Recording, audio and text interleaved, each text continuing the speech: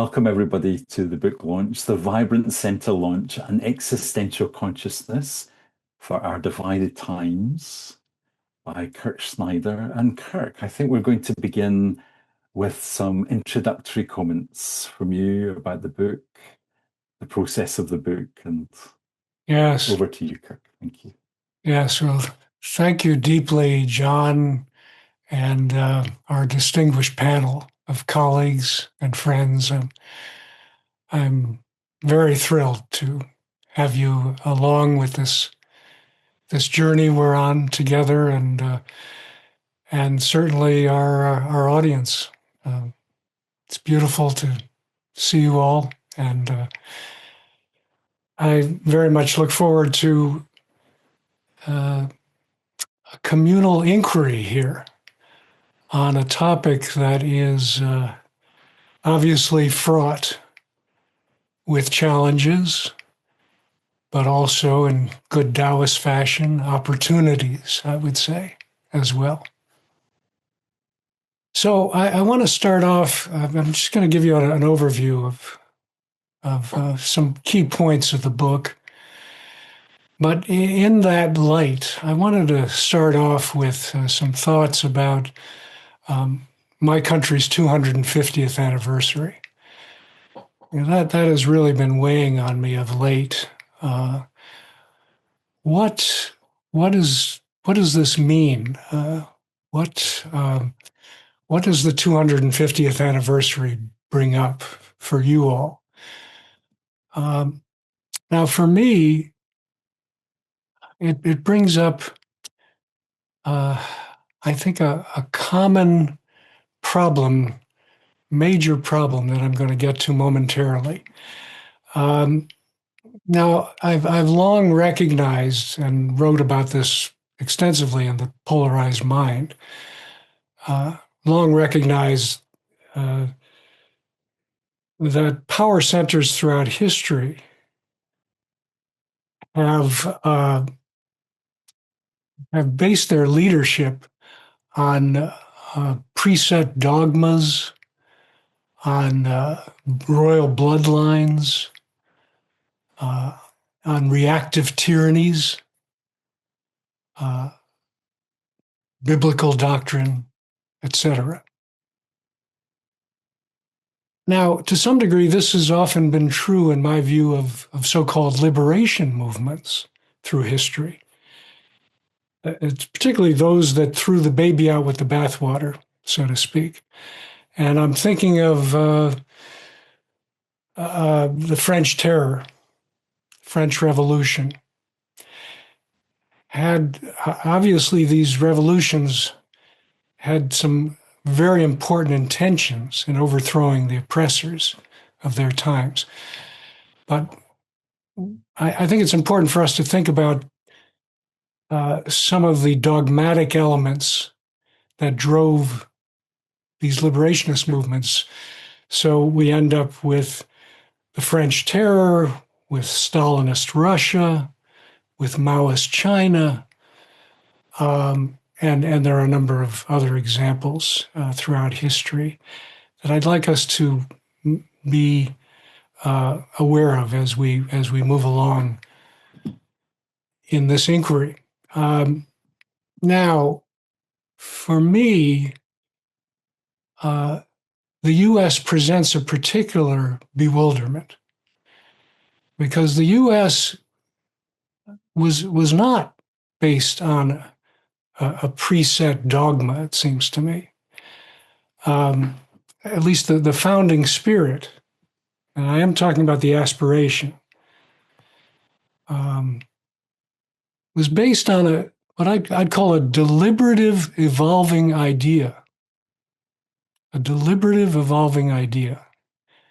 That's different than a preset dogma, a set of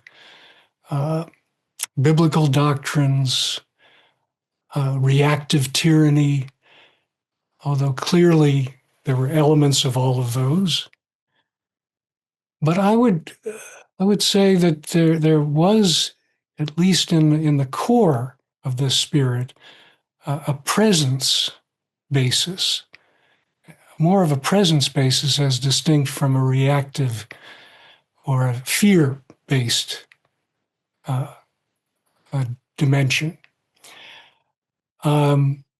This idea, this kernel that all people are created equal with inalienable rights to life, liberty, and the pursuit of happiness. Now, of course, these are all subject to interpretation. But it seems to me that this is a rare idea to start a nation in our world. But how could a country that sets itself on that deliberative, evolving ideal, an idea, also be responsible for the virtual genocide of its native people, for treating people as chattel slaves from Africa, for the degradation of women and minorities, as basically treating them as second-class citizens, for its extreme classism that we see manifested throughout our country's history, right up to contemporary times. How could we almost totally flip the ideal of freedom and equality, flip it on its head in some of the most egregious, destructive ways possible, such that the Nazis, some in the Nazi Party, actually emulated some of our methodologies of the treatment of people that I just mentioned. And yet we have this Declaration of Independence, a Constitution, and a Bill of Rights. So this presents a tremendous conundrum, it seems to me, that just is mind-spinning. It's I've been struggling with this. I know many, if not most of you, have struggled with this extreme contradiction in our character. But I think it's saying something not just about the U.S. I think it's really saying something about the world. And what I think it's saying is that we're in over our heads, and that we've been in over our heads for a very long time.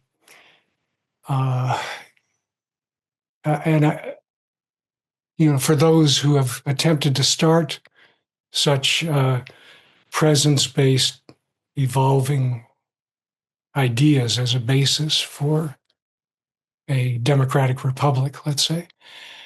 And that's the reason that there are so few examples of such a community, such a nation. We had this brief example in Athens in ancient Greece, which didn't last all that long. But it was very different from what America tried to begin. First of all, it was quite homogeneous, involved basically a bunch of white men, males, if you could call them white. I realize these terms are very, flimsy, but for the purpose of trying to set the context here, I'm using some of these. So it's a very different situation, and it didn't last all that long.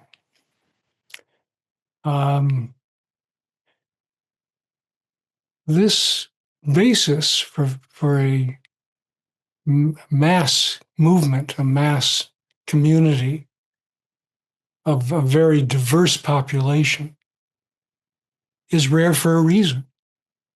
And it's come home to me more and more why it's rare as I've studied history and as I think about the swings in our country.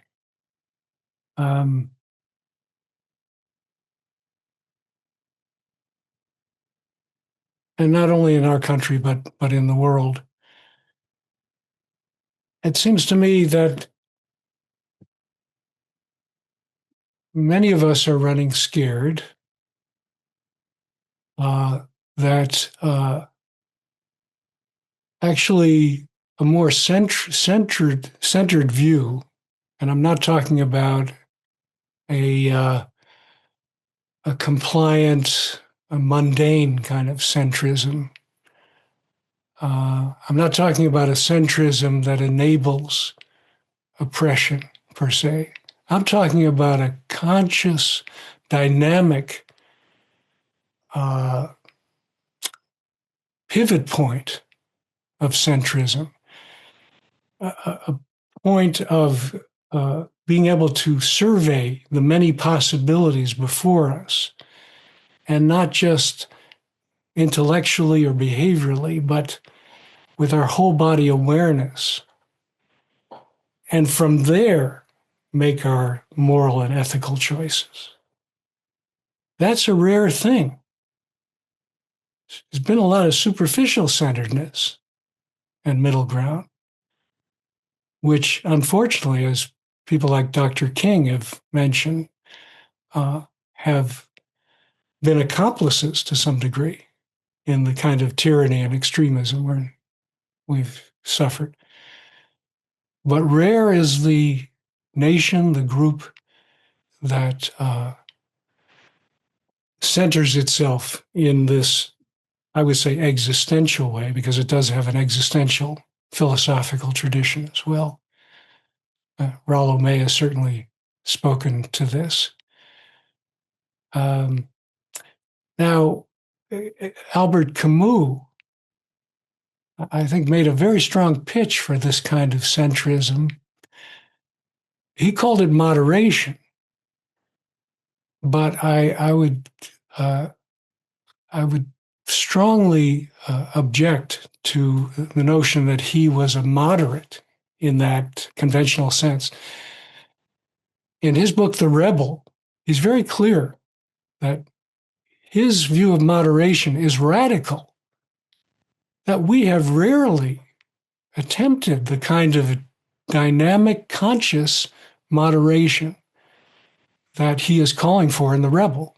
And he makes the argument that the more enduring and substantive rebellions have occurred on the basis of this greater consciousness, this more whole-bodied awareness of the possible consequences of one's transformation, of attunement to the degree possible to the dignity of the human being, and attempting to see beyond stereotypes and reactivities, that these are the kinds of revolutions that endure more and are more for the betterment of humankind. That's radical. Think about it. What we've mostly had is rigidity, dogma, tyranny, extreme hierarchies, or just plain superficiality and complacency. I think that's a pretty fair reading of the history, and certainly of power centers throughout the history of this world. I mean, since the beginning of recorded time in my own studies. So, and this is a worldwide problem, it seems to me. It's not confined to one party or one nation per se. We've seen it throughout organized cultures continually. And I think that has a lot to do with a very primal fear that likely all of us share, but some of us are afforded ways to deal with it because of our parenting, because of the culture that or subculture that we emerge from. Unfortunately, too often cultures and parents don't address this very primal fear, and that is the fear of the radically unknown. You could call it an anxiety. It's a basic existential anxiety that I think we all share from the beginning of being ejected from relative safety, unity to the lack of control and chaos of life, what we're thrown into. And if we don't have parents or cultures that meet us from those early points and ongoingly, I think we suffer consequences like the kind of polarization and extremism that we so often see in our world. This may have been particularly true of industrialized cultures because our focus has been more on the our external lives, making things look good and actually improving many of our external circumstances, raising the standard of living for many of us, preventing diseases, etc. But we've really lagged behind in addressing the deeper inner struggles of people. And in particular, I think this primal terror of the unknown, of that which is different and other, and also I think a very primal curiosity and wonder that soon emerges after this shock and terror of coming into the world. We don't nurture that very well either, in general, at least in the contemporary world. And in so doing, I do believe that this basic sense of groundlessness and helplessness haunts us and is the basis for doing everything we can to cover it up, to avoid any hint of that extreme vulnerability, and therefore how it manifests in the most destructive ways is in extreme militarism, in grandiosity, in making the other feel even lower so that one can raise oneself up and feel even higher and further away from one's core wounds and core vulnerability, because we never developed the skills to work with that. And what we have are perfect storms of leaders who never developed those skills. And by those skills, I basically mean capacity to be more present to one's whole body experience. And we have cultures. We have throngs of people who never were exposed to that kind of internal connecting. And the discovery of how to hold the contrasts and contradictions within ourselves, how to hold the radically uncertain and that which is foreign and different. And not only hold it, but to actually evolve in it, to discover and to experience the exhilaration of that holding. And that, what I call a reoccupation project of one's whole bodily being. And this is a lot of what we do, of course, in existential and depth psychotherapy. We're trying to help people to reoccupy or re-inhabit the contrasting and contradictory parts of themselves that they've blocked off, which have so much to do with a sense of groundlessness and helplessness that has not been met and worked with support and understanding. It's basically been met with fears and prejudices and transmitted traumas that have very long and deep roots. So, I like Camus' idea of radical moderation. I don't particularly like the word moderation. That's why I like vibrant center much more. I think, vibrant center Kirk, I'm brings up. just Oh, oh, I'm just thinking about the time and I'm getting sorry. close to Yeah, well, thinking about the panel as well. But sorry to interrupt you, Kirk. I'm just no, wonder what you're thinking. And that's okay. I think you're right. I could get too caught up in the overview. Can I just read the couple of paragraphs at the end of the book? oh, that would be lovely, Kirk. Yes, And please. then Thank you. and we can go into our panel inquiry. We've got to dig deeper. We've got to actively engage with people of all stripes, short of being mortally threatened by them, if we are to make any advances in the mending of our broken worlds. This book is a testament to a dynamic middle ground, a ground of consciousness, choice, and responsiveness, as distinct from drivenness, routine, and reactivity. The onward thrust of technocracy will only intensify this distinction.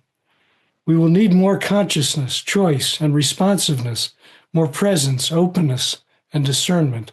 Those are the three pillars of the Vibrant Center.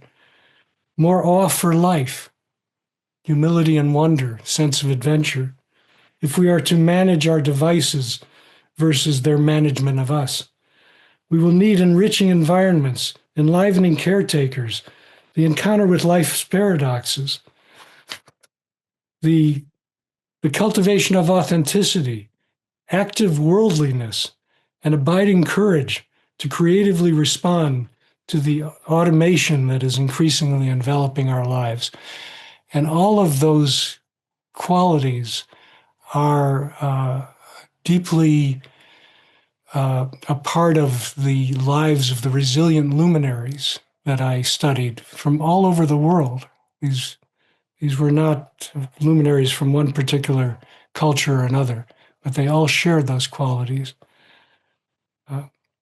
In the short run, this crisis prods us to increase our live participation in social gatherings, pursue new religious and political leadership, and expose ourselves to people, places, and things that challenge us.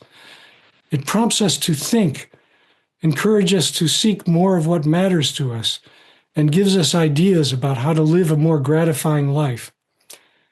In the long run, the crisis presses us to integrate a vibrant, centered, awe-based consciousness in every major sector of our lives, from parenting to education to work setting to religious, spiritual settings to governance. Our task is formidable, but as attested to in this book, doable. The seeds have been planted, and the seeds and planters are here. Now we need to mobilize them and mobilize ourselves. That's where I'll end, right here. Thank you, Kirk. Taste of the book. And thanks for the prompt, John. Oh, when I was reading those words earlier today, deeply inspirational, Kirk. Thank you. So, Thank you. yeah, so much to see here. So let's welcome the panel to the screen. And Wesley, thank you for kind of just taking care of that. So Nathaniel Granger, Emmy Van Deurzen, Alfried Langle, Nisha Gupta, warm welcome to the event and the panel here. We are going to spend the next hour in the inquiry, I guess. Each of you have been thinking about the book and preparing some responses for Kirk. I'm just, well, we, and maybe deliberately didn't choose who would go first. So I wonder who might be moved first to with a response for Kirk. Um, I to would get love our to. Nisha, will you go first? Okay, thank you. Appreciate it. Yeah. Well, I just wanted to thank you, Kirk, for this extraordinary vision. The thing that I've been caring most about right now at this current time in history is suicide prevention, particularly people with minoritized identities that are finding our society and world too unlivable to remain inside. And what I find to be the most important task of possibly psychologists is to balance social critique with creative imagination in order to offset despair with hope. And so this incredible book is, I believe, a gesture of saving lives. I really do see it that way, and I hearken to Rollo May in The Courage to Create. He wrote, "There is profound joy in the realization we are helping to form the structure of the new world. This is creative courage, however minor or fortuitous our creations may be." And so just thank you for your creative courage. It is an example of what we all need to be doing and empowering ourselves to imagine. And with that, I found your vision so inspiring. As like a transpersonal depth psychologist myself, awe-based consciousness is so accessible. I see that in the death happening right now, there is a rebirth into the possibility of rebirth into a more sacred consciousness. However, I want to engage the part of you that really talks about paradoxes here and the depth psychologist in you there, because I've been reading Thomas More a lot as a depth psychologist, and he will talk about the difference between the spirit that soars high and the soul that digs down into the roots. And when I think about a society built on awe-based consciousness, it's so inspiring. It soars so high. And yet, the soul lives in the shadows at times. And the soul carries grief and anger and pain and hurt and even hatred at times. And as we know, Jung and Hillman and more, we're all careful to make sure we do not disavow the shadow individually and collectively. And I wonder if you can speak to how we can personally and collectively honor, be present to the shadows of humanity. And I'd love to hear your response theoretically and pragmatically, like what Yeah, interventions do this at yeah, the yeah. collective. No, much appreciate your reflection and question, Nisha. Uh, yes, well, one of the cores of the book is how do we practically address these huge challenges? And uh, we write about what we're familiar with, and what I'm most familiar with and very energized by these days is this project that Tyler Gamlin and I co-founded called the Core of Depth Healers. And the Core of Depth Healers is for those of us in particular in the helping professions who are concerned about and interested in applying depth principles of practice to social crises, and in particular in fostering or making available, that's huge, making available what we call emotionally restorative relationships. Relationships where people feel heard and seen and that get at the roots of their problems. And so we have a whole curriculum for people in the helping profession to survey video samples and articles by leaders who have attempted to apply depth principles of practice to social issues. And then the main part of the program, called the Core of Depth Healers.com, that's the website, The main part of the program is where people home in on a particular emphasis that resonates with their expertise, their context or community, so that they can hone these learnings through the course and apply them in their own communities. And the emphases are like 11 different emphases, but they basically address parental and family systems, the educational, school setting, how we can bring a more vibrant, centered, emotionally restorative, bridge building relationship to that setting, work setting, organizational settings, religious and spiritual settings, and governance. Mm-hmm.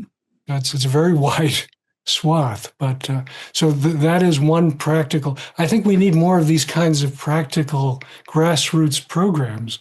We're now in our fourth cohort, and it seems to be engaging folks and energizing them. We need more of those. And I also propose in the book, and this is pretty out there, but I think it's absolutely necessary. We need an equivalent to the Surgeon General in our country, who mainly presides over a kind of medicalized model of health, as well as some of the other government organizations. We need an Office of Psychological Advisors to bring much more of a psycho-spiritual attunement to our country and to our governance as well. So that's a whole area that I won't get into the weeds about too much, but I've proposed some ideas like a pre-legislative protocol where legislators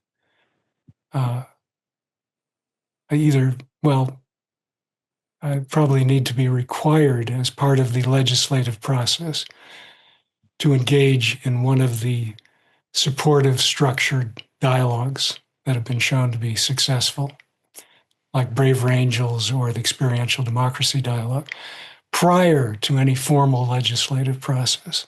So at least we know they've exposed themselves to some quite intimate ways of relating, at least more of a chance of engaging in a humanizing conversation as opposed to reactive, rhetorical, stereotype conversation with the other side. So those are some ideas, but yes, please bring on more. And I know you're bringing more to the fore in your writing as well, Nisha. So private sector and the federal sector need to join more.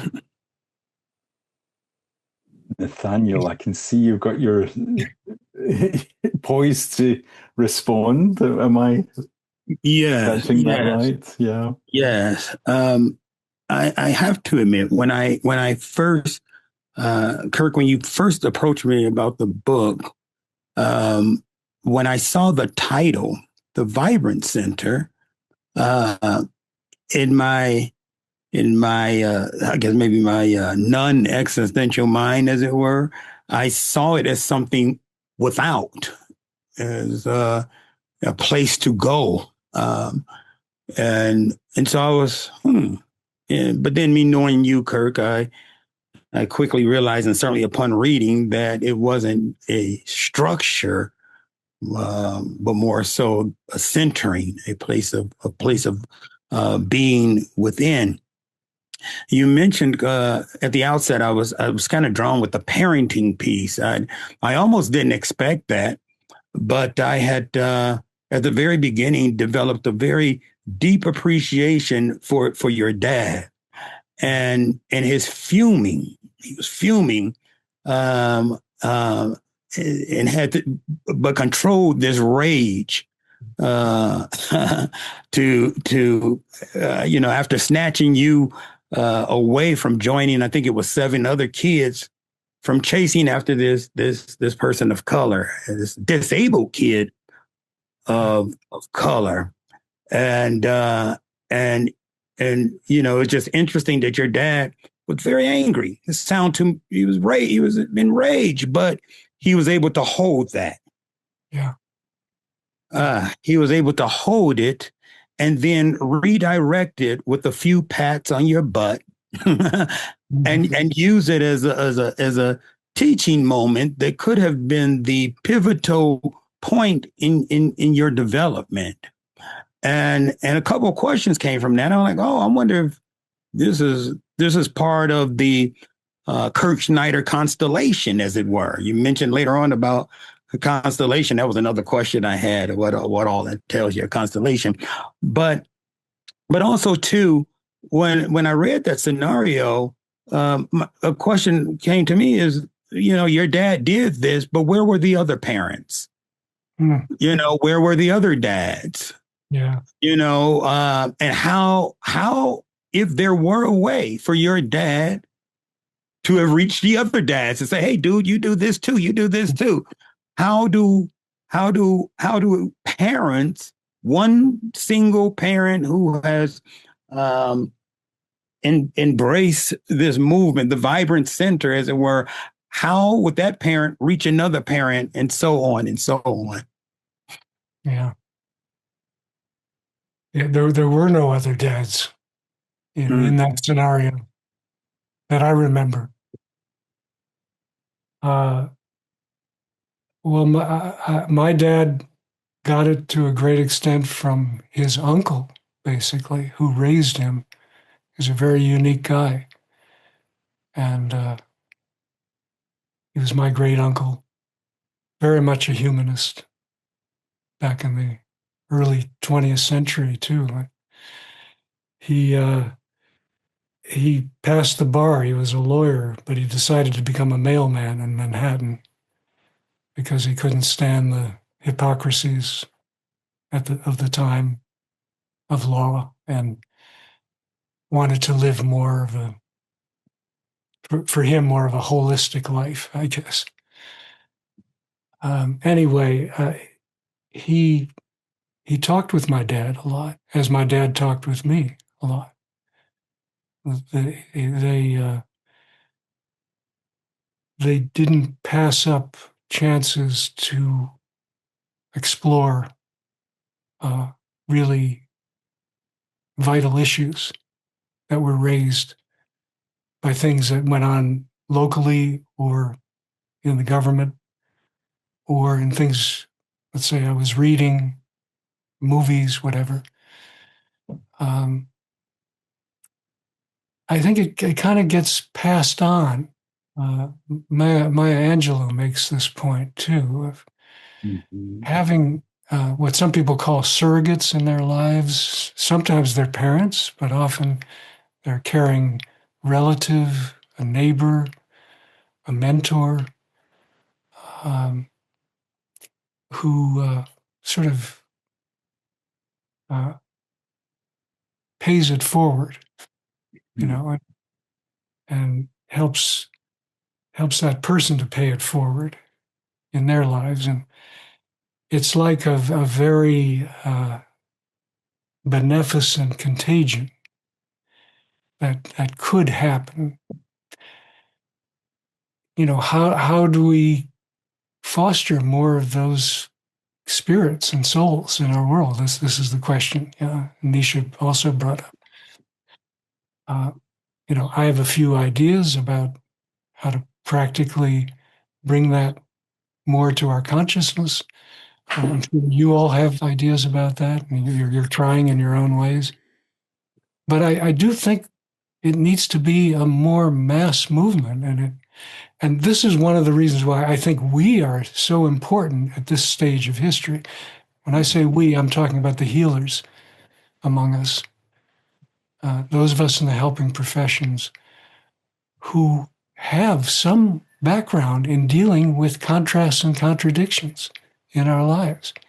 It's really time to use it beyond the consulting room and to step out into social settings and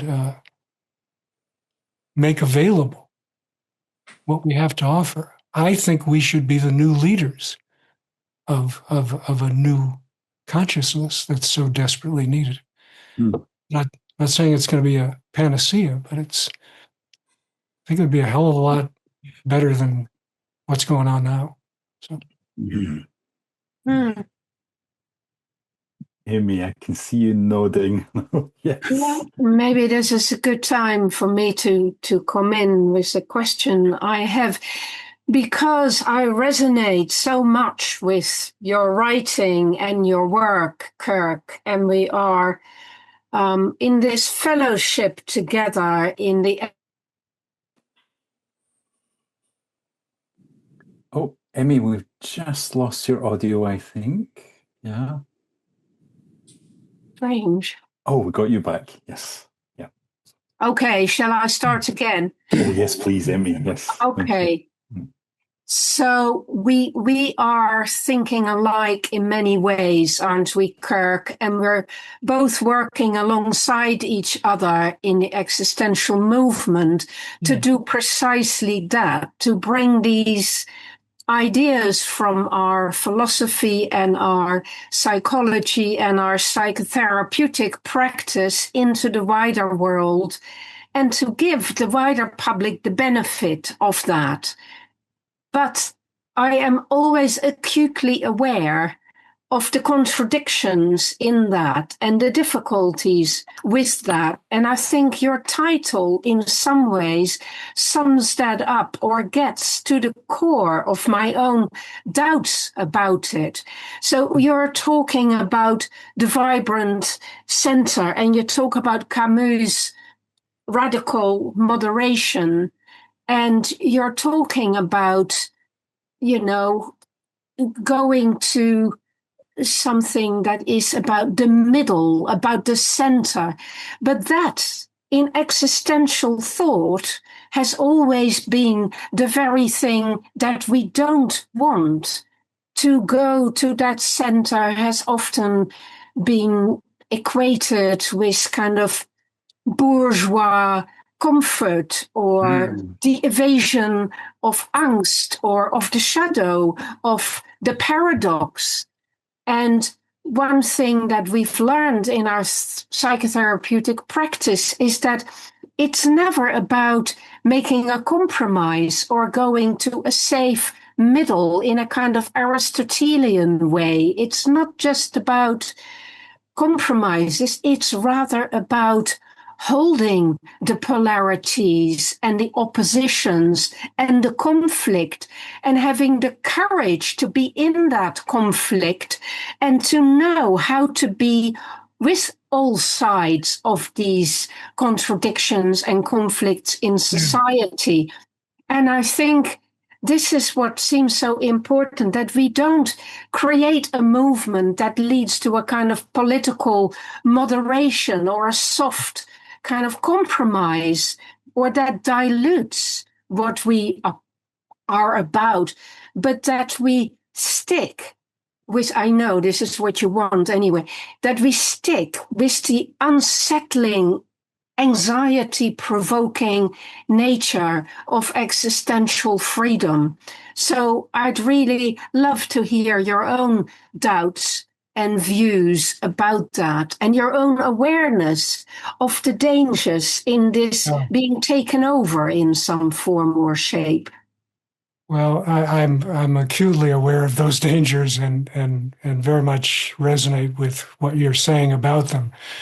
But this is a reason that I call it a vibrant center.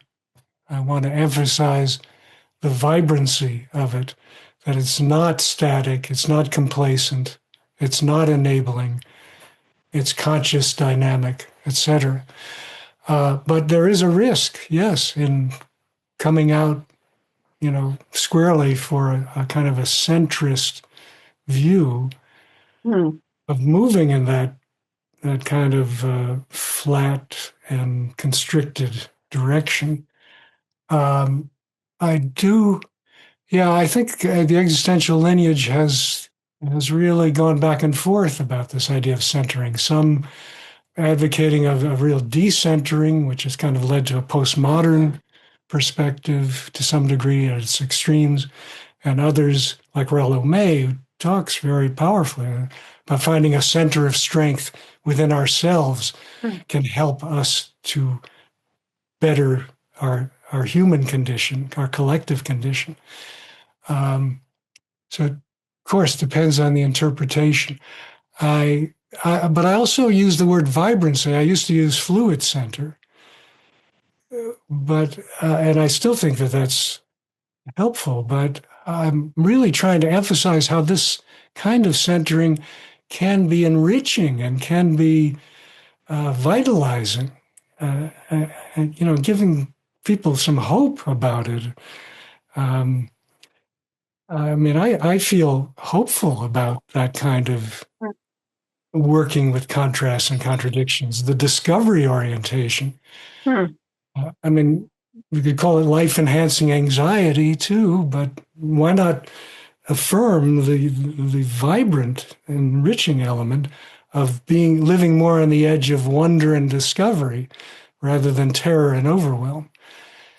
But I agree, we need to be, circumspect. Yes, I see in the comments that Joseph Ritterko has said the vibrant fulcrum comes to mind.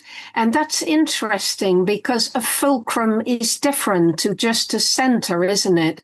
That brings to mind something more along the lines of Jasper's idea of the loving struggle, where we stand in a safe place, but we argue things out. We push at each other.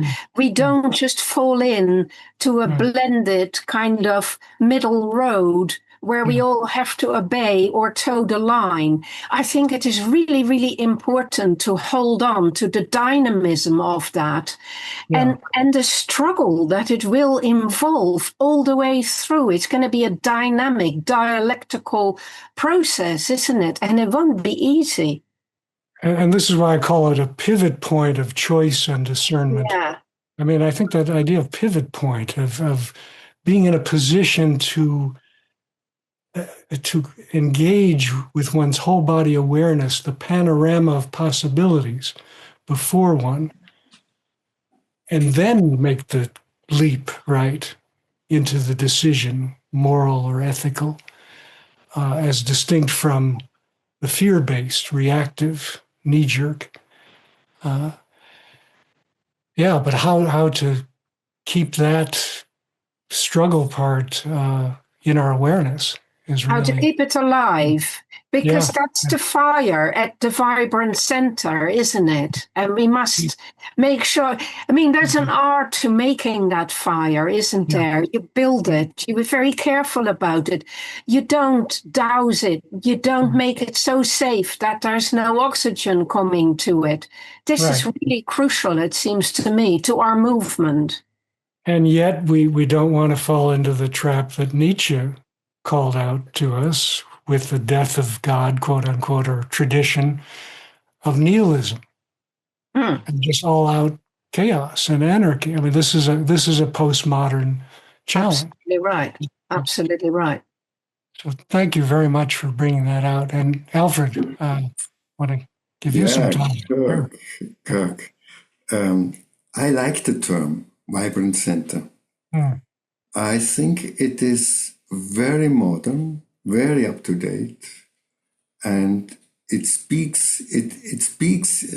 leaps directly to people. But I have a personal question first.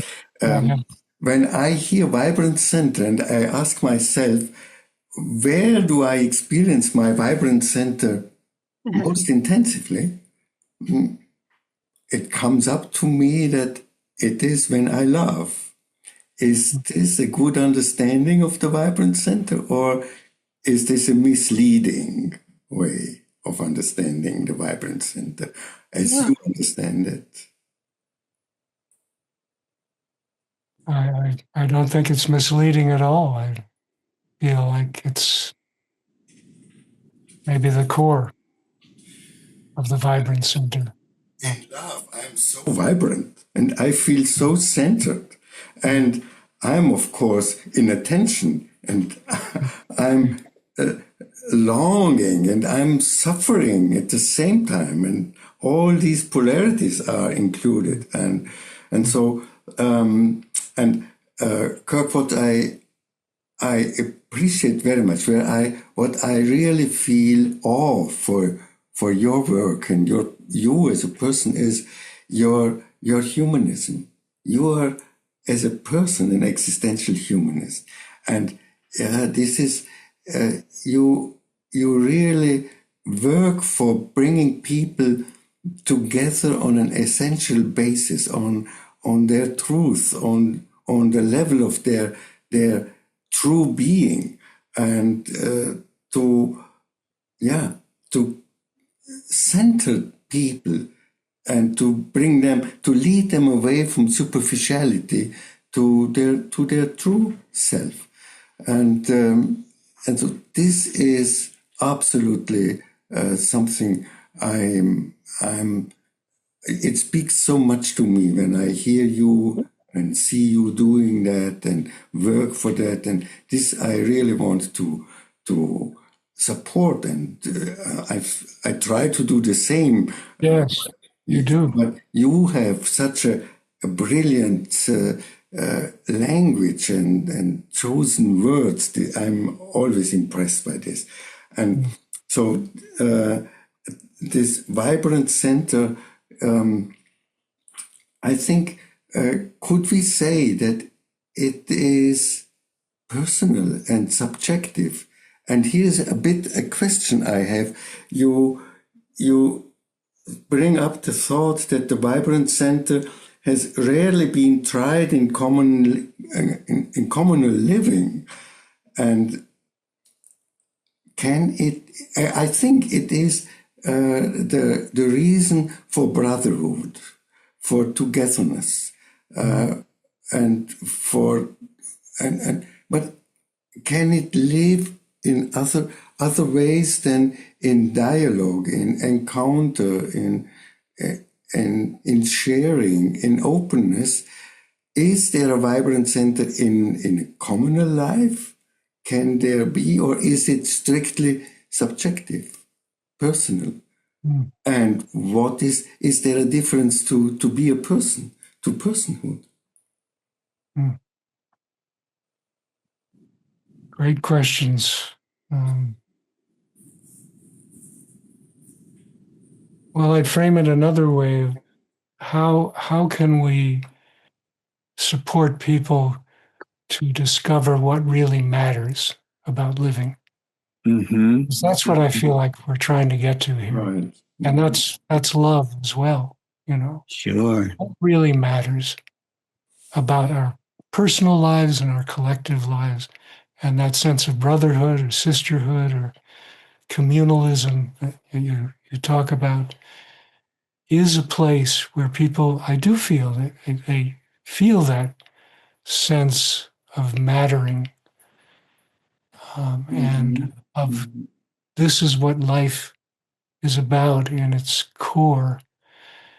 Now we have these forums like sports, and our festivals. And we had our July 4th celebration here. And these are sort of outward signs, too often hypocritical, but they do have elements of that kind of feeling of what brings us together, our common humanity.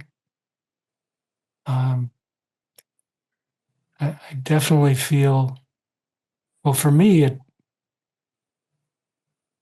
I'd say two places where I felt the height of that was in my own depth psychotherapy, where I was really supported to work with what really matters and to pursue that. And my love life, family, and my wife, and And I feel it in my community. I imagine that most of us have these, these sensibilities in different places. But that is the challenge of how to bring that into a more collective spirit. And I think by having more places where people can engage with the other in one-on-one engagement, not only group engagement, because a whole different thing happens, as most of you know, when we're one-on-one with people than when we're group to group. It's the humanizing, I think, shifts quite strongly. If we can develop more of these kinds of spaces in our society, pay more attention, again, to our inner lives, we'll move in that direction. This is our creative challenge, and this is our creative challenge as healers, I feel, coming up with these kinds of forums. And I know you're all doing that, which is wonderful. I feel that. And how can the Vibrant Center resonate in a society, in a group? Must it be individually based, or is there something in common which you would call a Vibrant Center in a family or in a group? I think it's both. I think it's I thou. It's back to Buber here. It's the holding of the sovereignty of the individual, the sacredness of the individual, the uniqueness of the person, and the meeting between people. And how we move toward that is some kind of democratic republic. I think that's one way, but it's more of an ideal. Certainly haven't gotten close to that. And I do advocate for a social democratic system. I don't think that it can happen very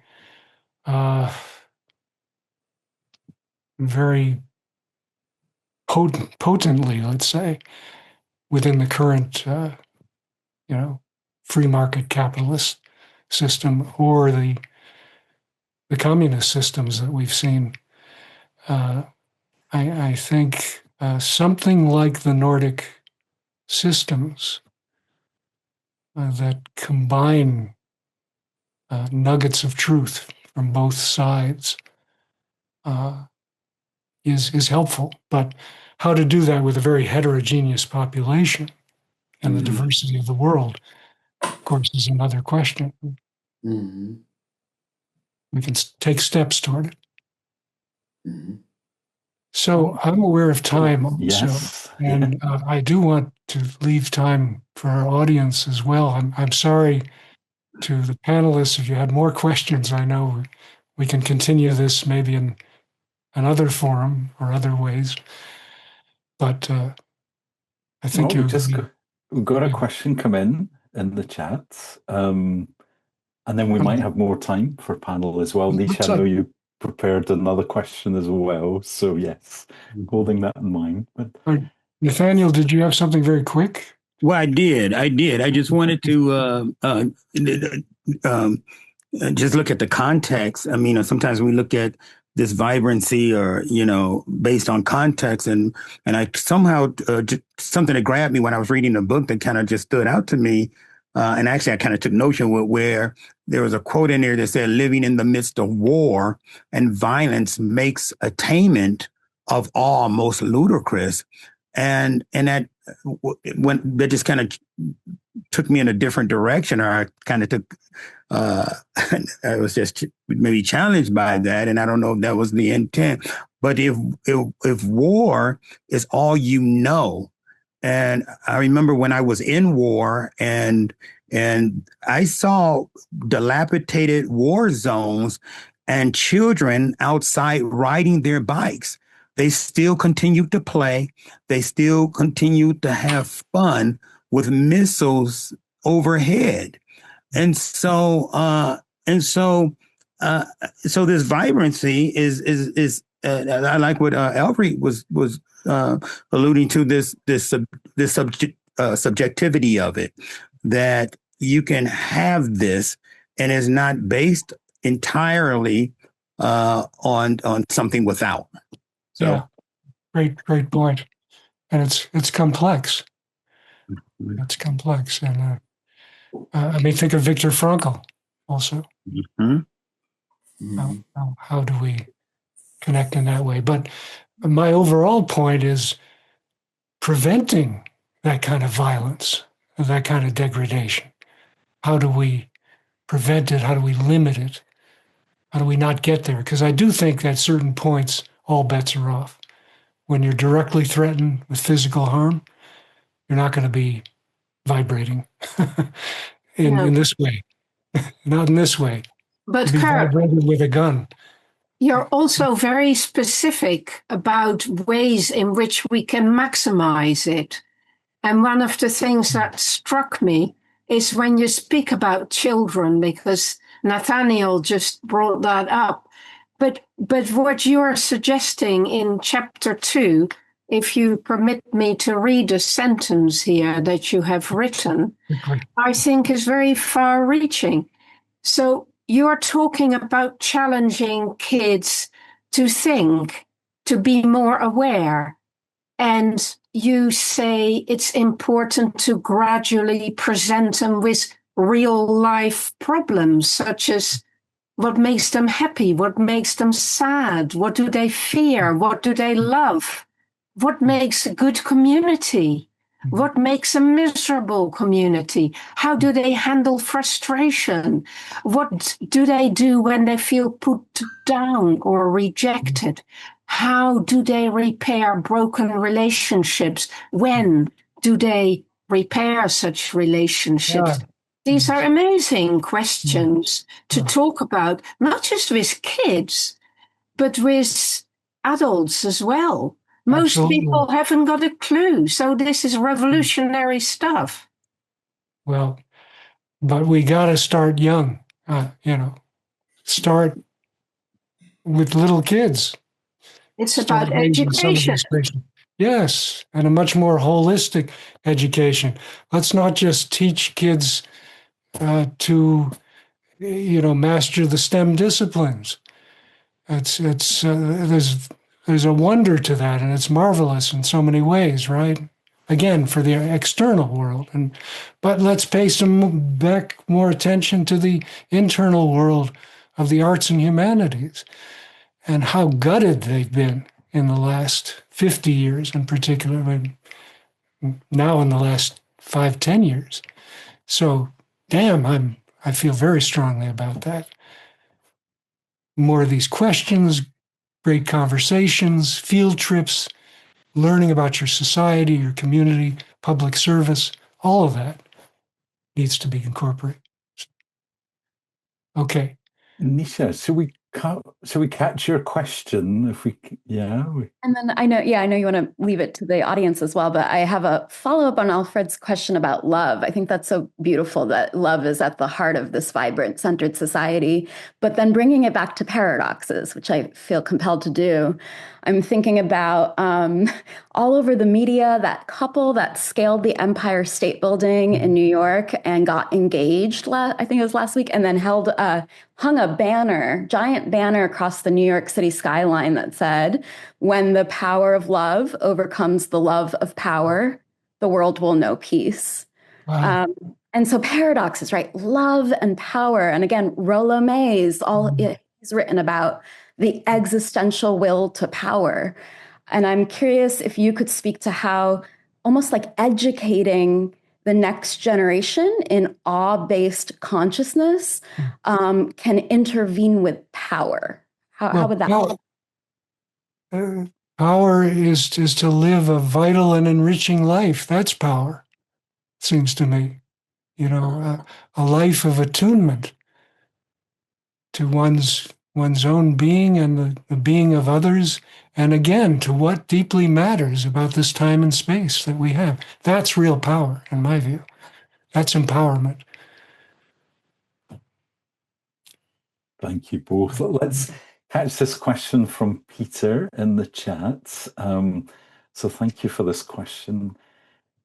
Kirk, thank you so much for sharing your inner distress on political and cultural waywardness in our world, here today and in your book. You mentioned about the adverse developments arising in the industrialization of some countries and wonder about First Nations people's sense of spirituality, which through colonization has been suppressed, even lost.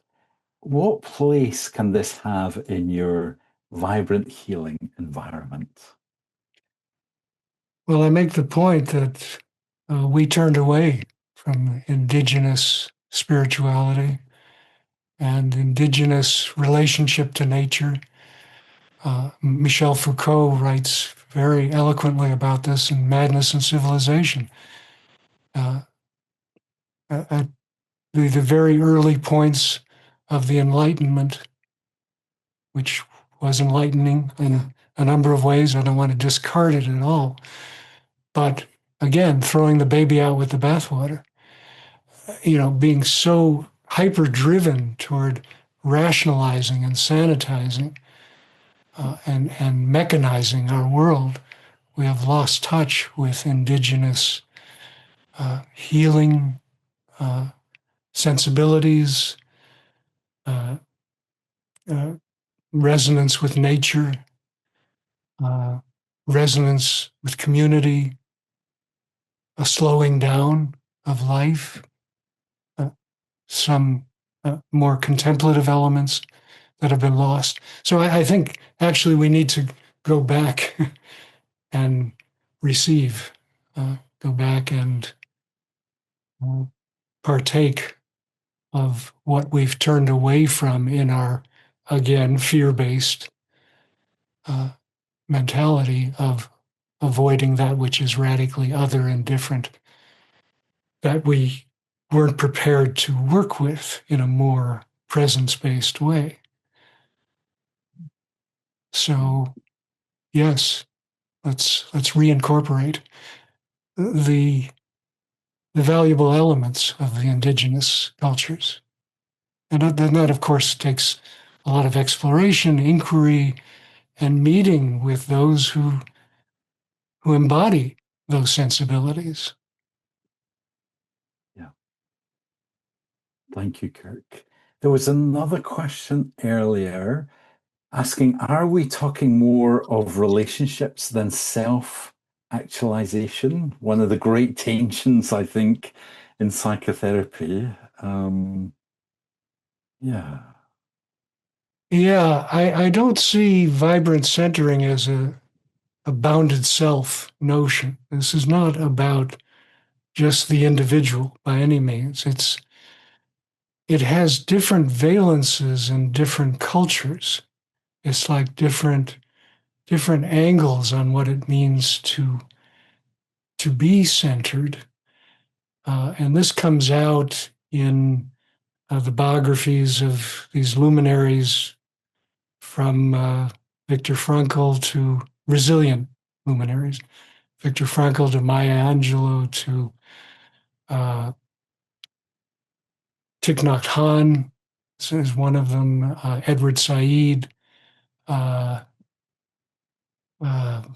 to think, it's hard to remember all the people, but Federico Lorca. I mean, I tried to choose people who were sort of exemplars of vibrant centeredness in their own cultures.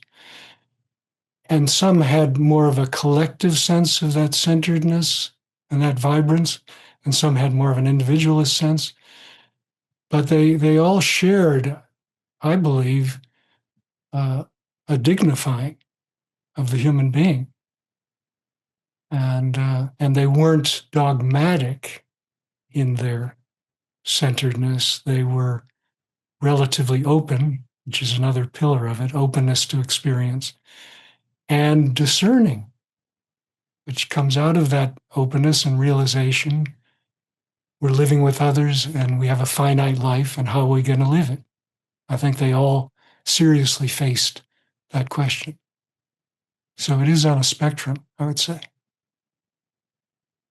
Thank you, Kirk. Thank you.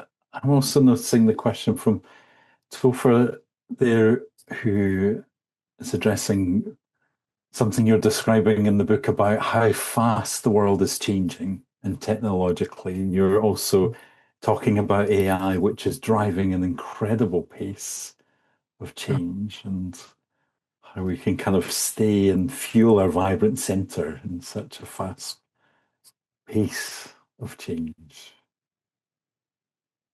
Well, we develop more of these grassroots places, these sacred spaces for people to meet one another in more authentic ways. We need to really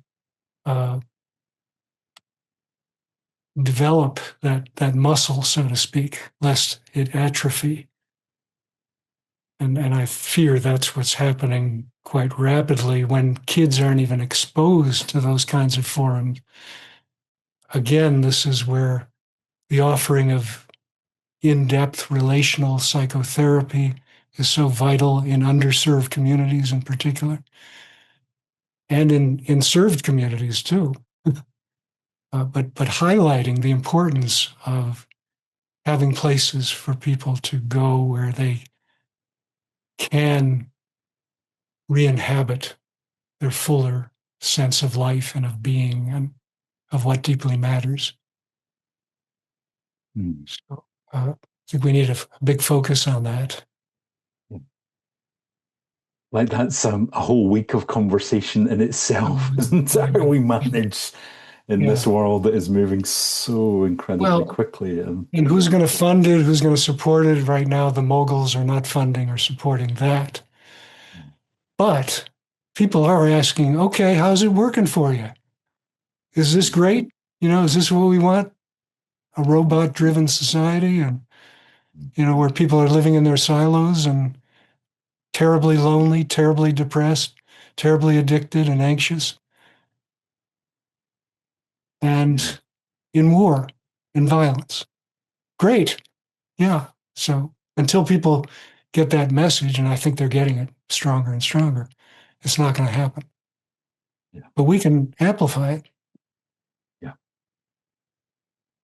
Noticing we're coming into our last 10 minutes of our time together, and I wonder whether the panel might have some kind of closing reflections for you, Kirk, and then maybe we come to you also, Kirk, as we kind of draw our thoughts together. We're in such a vitally important conversation here.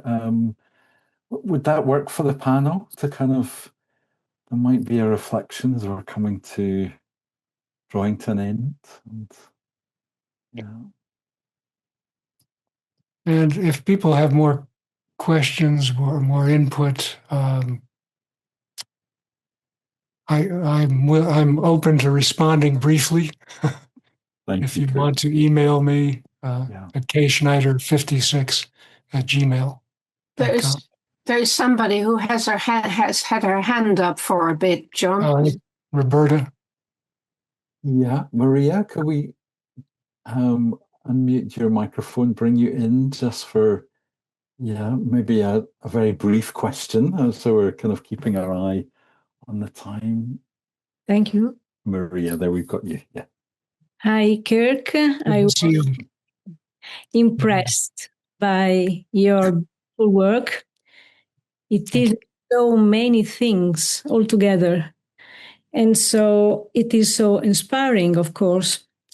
And I think it's a vision to spread in every sector of society, and an attitude as well to develop in each human being, and at the same time a program, a wide program, also starting from school, starting from education, and all that.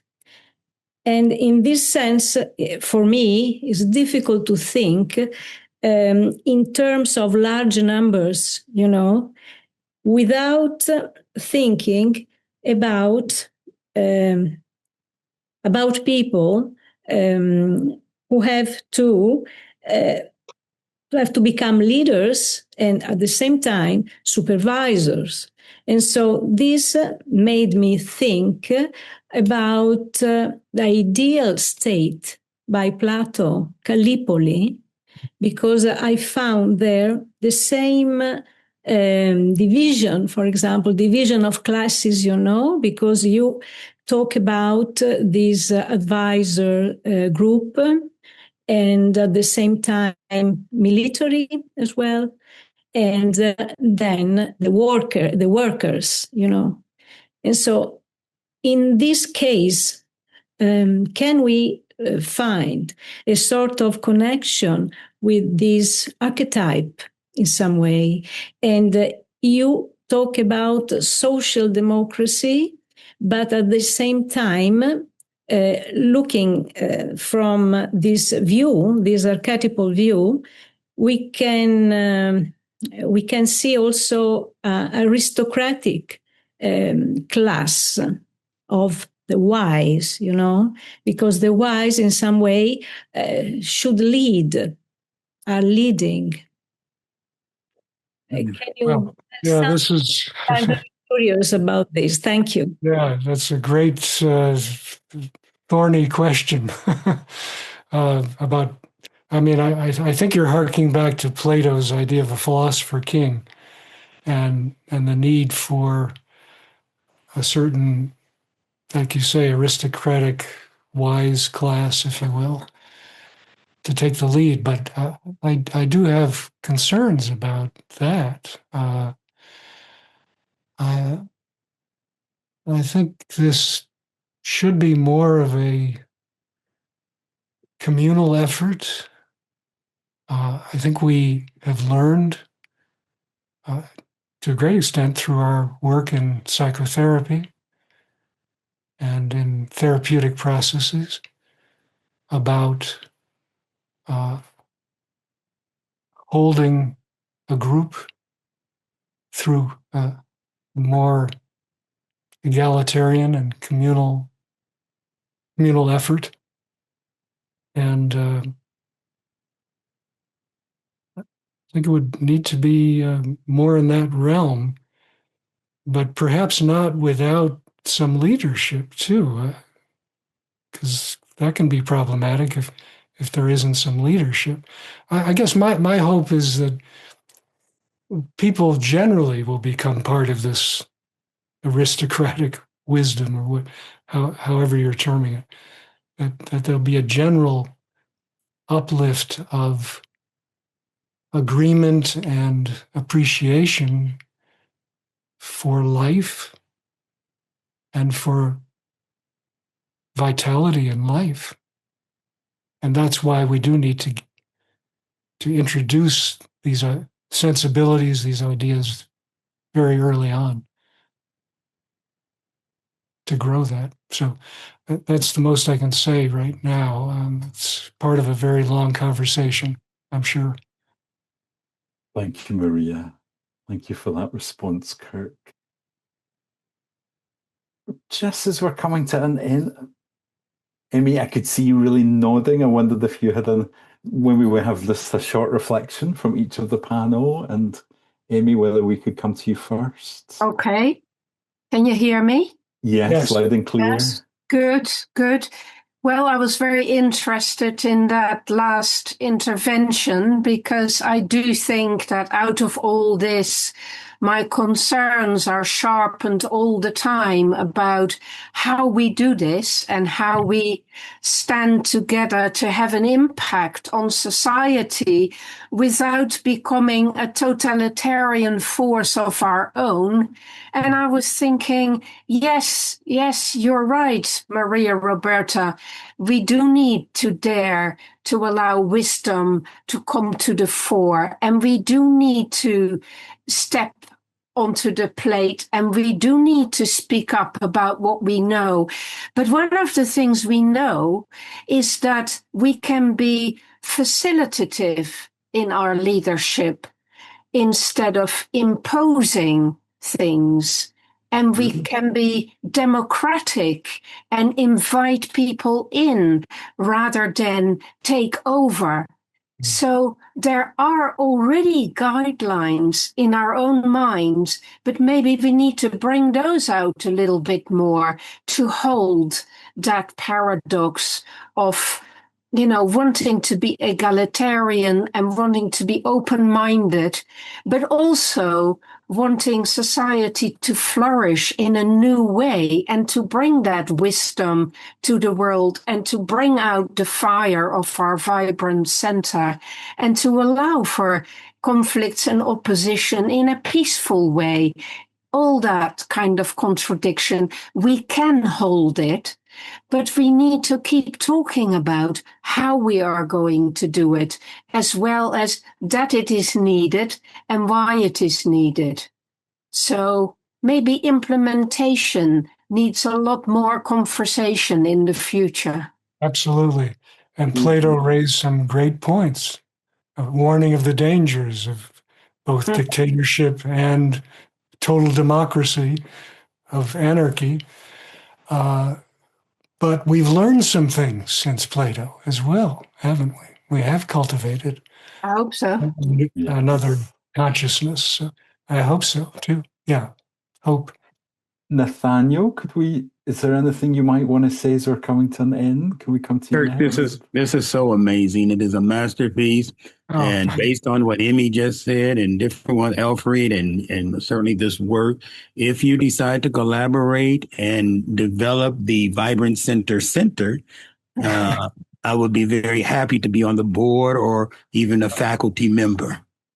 So thank you. What an offer that is. That's Thank you. Love to have you on board. If that happens. I would like to say... Oh, Alfried. I would like to say, where there is vibrancy, there is resonance. And to feel, to watch, to be aware of the resonance which I feel in myself. This is the world speaking to me on a phenomenological way. So resonance, I think, is a very practical access or component for the Vibrant Center. Do you agree, Kirk? Very much agree. Yes. It's got resonance validity. Wonderful. Nisha, can we come to you next? Yeah. Kirk, I just want to give you kudos for redesigning parenting, redesigning education, redesigning workplaces, redesigning worship places, redesigning governance. It's, I think as humans, we forget that society is created by humans and it can be recreated by humans. And so I think this is such an act of empowerment, and I hope that it empowers everybody that reads it. Yeah, thank you. Thank you so much. And I realize I'm out of my lane in all kinds of places as a therapist, psychologist. But I feel it's time for all of us, or as many of us as possible, to be out of our lanes on this matter. And a kind of final word, Kirk, for you. I'd like to give you the last word. So that's basically my final word is that we do have skills and abilities that are desperately needed right now. And I think we need to find ways of amplifying those. And it's through writing, through speaking, through existential movements, through these grassroots bridge-building dialogue movements. Do everything we can now, because at the very least, it'll be part of the record, of humanity. Somebody someday, with mechanical arms, maybe find a dusty old book or a video and go, oh, no, I think we missed something here. We're keeping something alive, something so very, very precious alive. And And Kirk, congratulations on the book. And thank you for really a massive piece of work to keep that flame alive and to keep it lit. Yeah. Well, thank you for providing this forum, John. Really, and similar forums. Really appreciate it. Well, I know Sandra and I just feel so passionately about being able to open up these spaces, about our collaboration with the existential movement, so that wisdom is keeping in the world in all the various ways that we can all be doing that. So, yeah, congratulations, Kirk. A special thank you for this event, to the panel for being here and for being so generous, and to all of us as a group, and the energy that we can put in, all of us, into the world, sharing your book, Kirk, and keeping this flame alive too.